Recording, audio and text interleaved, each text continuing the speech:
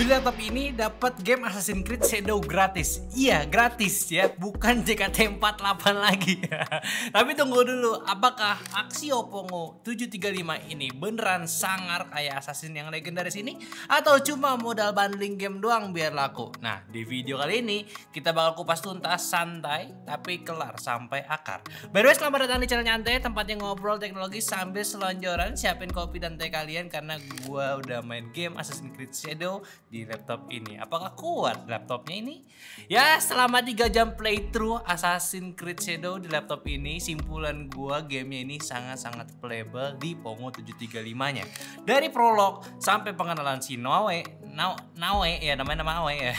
Saya secara grafis yang ngandelin settingan medium dengan DLSS performance ini udah cukup ya. Resolusi Full HD masih bisa rasain ambience ataupun imersivitas yang dikasih sama gamenya. Cuma emang untuk objek-objek dedaunan ya udah jelas bakal agak pixelated. Tapi wajar aja sih, mid-range spec, yang penting grafisnya di sini nggak patah-patah aja, nggak ada drop frame, itu yang penting ya. Overall graphic quality di layar 15,6 inci Full HD ini memuaskan. Detail tekstur, bayangan semuanya keluar. Panel IPS-nya bikin warna di gamenya terlihat hidup juga. Langit senja di Assassin's Creed Shadow pun ya udah oke lah, orange keunguan gitu yang lagi bagus-bagusnya, berasa real ya. Ya walaupun kata kayak lebay tapi bener kayak gitu.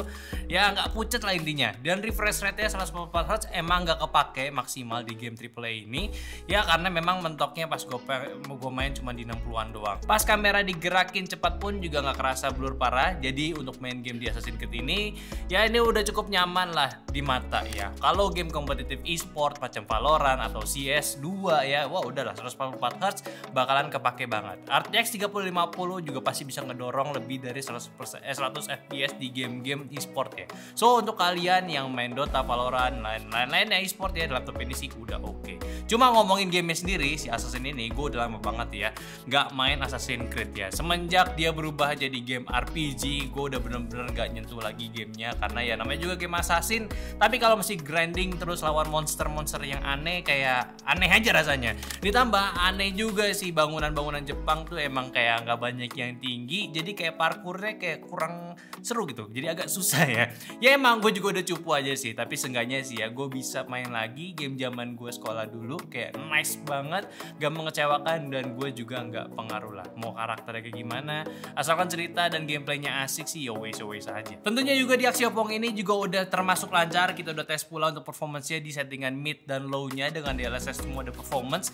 Ini bisa dapat average yang playable. Low settingnya di 51 FPS average ya, dengan 1%-nya di 45%, serta untuk medium settingnya bisa dapat rata-rata di 47 FPS dengan 1% low-nya itu di 38 FPS. Nggak ada FPS yang jatuh banget, jadi nice banget.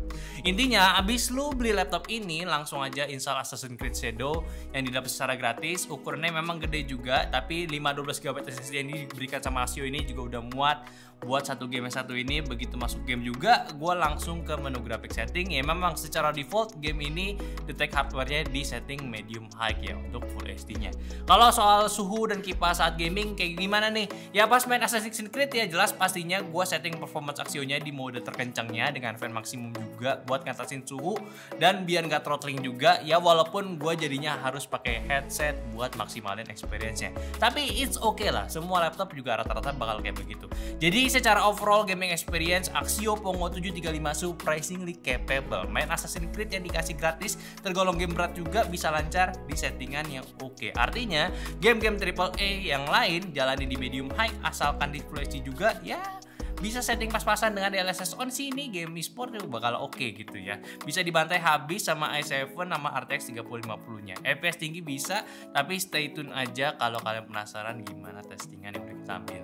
Cuma balik lagi lah, kenalan dulu aja sama laptop yang satu ini. Ini adalah Axio Pongo 735, laptop gaming brand lokal Indonesia yang lagi hype karena harganya cuma sekitar 12 jutaan doang. Buat ukuran laptop gaming itu ya udah masuk terjangkau. Ibarat beli motor bebek dapat mesin moge ya kalau bisa gitu. Sekilas desainnya cukup minimalis tapi ada vibe gaming, bodinya didominasi warna hitam mid, terus ada di covernya ada logo muka Pongonya warna merah. Build quality-nya gimana ya, bodinya polikarbonat karbonat aja atau plastik. Tapi keras solid kok ya, nggak berasa ringkih atau kopong kayak pas diketoknya. Ini bukan plastik abal-abal kayak mainan punya gitu. Dengan dimensi masih standar laptop gaming dan bobot sekitar 1,99 gram, Pongo 735 ini masih nyaman buat dibawa harian, buat laptop 15,6 inci yang isinya hardware gaming ya 1,99 sih ini termasuk enteng ya. Sleepin ke ransel masih oke. Punggung nggak langsung teriak minta dikrokin, walaupun tetap beda cerita kalau lagi ngomongin ultrabook yes. Desainnya juga relatif ramping dan nggak terlalu tebel juga, jadi kalau mau dipakai ngantor atau ke kampus juga nggak malu-maluin. Nggak ada aksen RGB ngejreng juga di luarnya, cuma logo merah tadi dan body hitam polos doang, jadi tampilan gamingnya masih kalem. Stealth modenya kayak aktif gitu lah ya. Bagian engselnya kerasa kokoh juga, buka tutup layar mulus, cuma memang bukanya masih belum bisa pakai satu tangannya. Keyboardnya full size dengan numpad juga, backlit keyboardnya juga ada, dan untuk feel ngetiknya ya taktikal punya, empuk juga, travel key-nya juga pas, touchpad-nya juga lumayan lebar dan responsif juga, meski gamer mah pasti bawa mouse ya untuk main game. Port I/O juga banyak, ada USB-A, USB-C, HDMI, bahkan RJ45 pun buat yang pengen koneksi internet stabil pas lagi main game, ini ya ada ya. Ini jarang loh di laptop gaming. Bahkan disediain juga slot micro SD card reader ya, walaupun gua nggak tahu ini buat apa, tapi buat konten kreator yang sering pindahin file mungkin dari drone ataupun dari kameranya mereka, tinggal colok aja gitu. Intinya dari segi dan desain buildnya si laptop ini, Axio Pongo 735 berhasil lah kasih kesan pertama yang positif. Tetap fungsional dan ada identitas gamingnya sendiri, walaupun memang ini standar desain Axio Pongo dari sebelum-sebelumnya juga ya bakal begini doang. Sekarang kita bongkar kejeroannya Pongo 735 yang mana menggunakan CPU Intel Core i7 13620H, prosesor generasi ke-13-nya yang seri H juga yang memiliki 10 core 16 thread. Ini udah cukup monster di eranya, maksimum turbonya udah tembus 4,9 GHz juga. Dan buat ukuran laptop mid-range, CPU ini udah cukup banget buat kerja kantoran dan oke juga buat gaming dan kreasi konten ya. GPU-nya Nvidia GeForce RTX 3050 seri laptop dengan versi yang dipakai di sini punya VRAM 6GB, GDDR6 juga, bukan 4GB seperti varian lama. Jadi lebih lega buat load tekstur game atau proyek editing. Dan tentunya juga namanya Goda RTX sudah dukung ray tracing sama DLSS yang lumayan kepake buat main game kayak tadi gue main di game Assassin's Creed Shadow ya. RAM-nya 16GB, DDR4 3200 MHz dan juga dual channel pula, sama storage-nya di SSD NVMe 512GB yang pakai Gen 4. Plus juga ada slot tambahan M.2 kedua di dalamnya yang masih bisa kalian tambahkan, yang mana ini cuma support di Gen 3 doang ya. Dia sedikit lebih lambat tapi nggak apa-apa buat storage tambahan ya. Jadi total bisa pasang 2 SSD, lumayan dong ya. Secara performance sih untuk di harga segini udah cukup aman, walaupun memang beberapa laptop lain udah ada yang ngejual dengan spesifikasi di atasnya, cuma tetap balik lagi gimana performance average-nya, sama yang pasti ada plus minus juga di tiap-tiap laptop. Dan untuk Pongo 735 ini punya performance sintetis yang udah kenceng juga. Dari testing Cinebench di DDR15 nya dapat di angka 260-an singlenya dan multinya di 1800-an. Lalu Cinebench R23 itu bisa dapat di angka 14 ribuan dan juga 1800-an. Lalu untuk Cinebench R24 nya dapat di angka hampir 4000 dan 100-an untuk singlenya. Ya bukan angka yang buruk untuk sebuah i7 13620H ya. Geekbench-nya juga bisa dapat skor yang tinggi juga ya untuk multinya di 11 ribuan dan komputasi GPU-nya udah sampai di 64.000 poin. Lalu 3D Mark-nya juga bisa dapat di skor 12 ribuan untuk fast track-nya, time span-nya 2500-an, sedangkan port point-nya itu bisa hingga di 3000-an poin. Sedangkan untuk PC Mark 10 bisa di angka 6600-an yang artinya udah lolos buat multitasking kasual, dan juga untuk SSD-nya yang digunakan udah punya speed yang kenceng ya, yaitu di angka 6700-an Mbps untuk read-nya dan juga 4600-an untuk write-nya. Ya ini sih angka yang udah lumayan banget ya, bisa lu dapat di harga 12 jutaan, cukup potensial untuk bisa main game dengan lancar. Dengan juga settingan kipas yang dikasih sama Axio ini juga bisa dapat suhu idle di 49 derajat Celcius, dan juga maksimumnya saat dites di Cinebench ini bisa dapat di 96 derajat Celcius ya. Not bad lah untuk kipas dengan exhaust yang ada di hinge sama sampingnya ya. Jelas untuk edit video Full HD ini udah oke banget, bisa render dengan waktu yang cepat, dan untuk editan 4K pun ya udah juga bisa menyesuaikan ya. Yang paling yang agak not sedikit yaitu saat rendering video dengan efek CPU yang agak makan waktu sedikit lebih lama dari durasi videonya. Lalu kalau untuk Blender testnya di model BMW juga bisa makan waktu di 23 detik doang.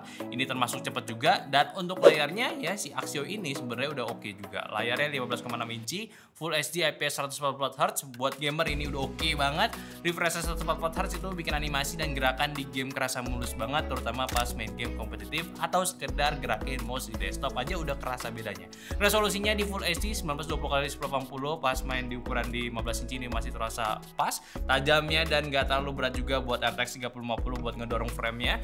Untuk panel dia menggunakan IPS juga, berarti sudut pandangnya udah cukup luas, warnanya lebih akurat. Axio nyebutnya warnanya itu juga akurat dan cerah ya, udah sesuai lah, cocok juga buat dipakai content creating ya. Secara kasat mata warnanya sih emang oke.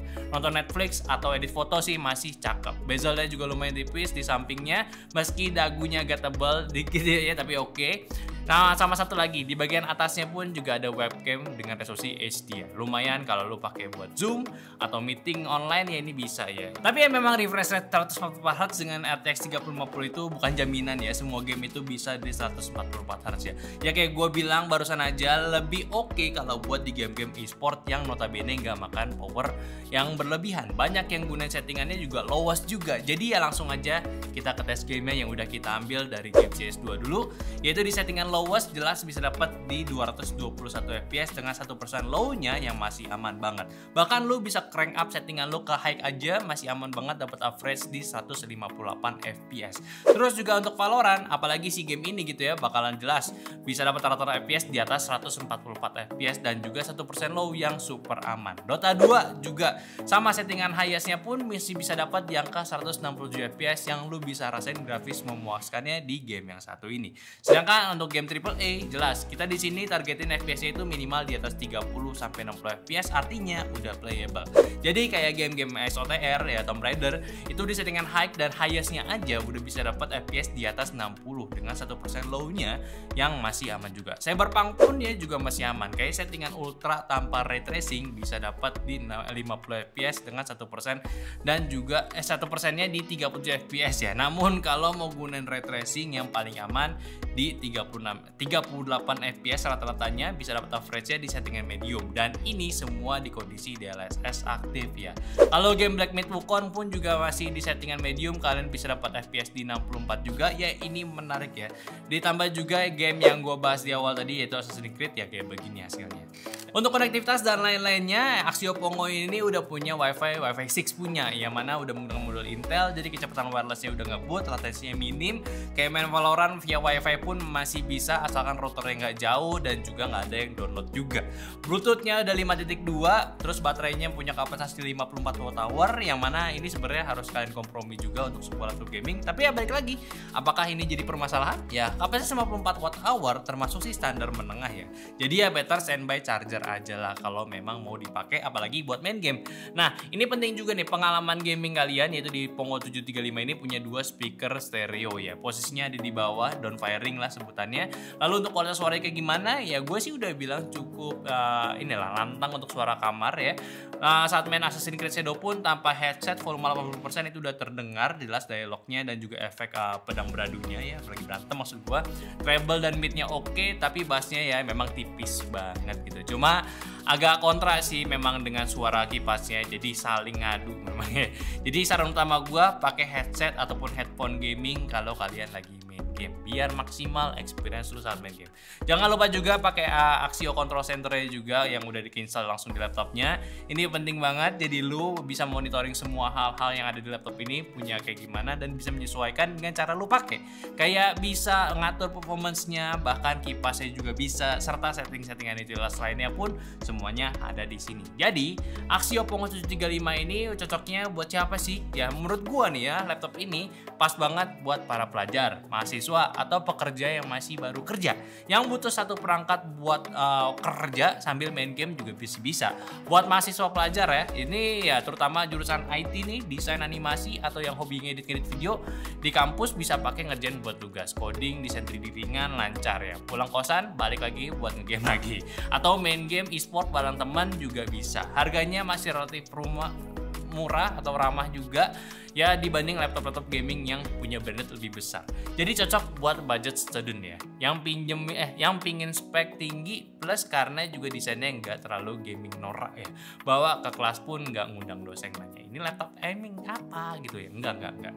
Kalau buat para gamer kasual menengah ya tentu aja laptop ini udah jelas ini adalah laptop gaming. Buat gamer yang pengen main game AAA terbaru dengan budgetnya terbatas, Axio Pongo 735 itu udah sweet spot. Hampir semua game terkini jalan di settingan medium ataupun low ataupun high, tergantung gamenya dia resolusi Full HD dengan lancar. E-sport kompetitif, gaspol juga sampai FPS ratusan. Memang kalau lu hardcore gamer yang ngejar ultra setting 4K 120 FPS, jelas ini bukan target buat lu, mesti keluarin budget lebih lagi.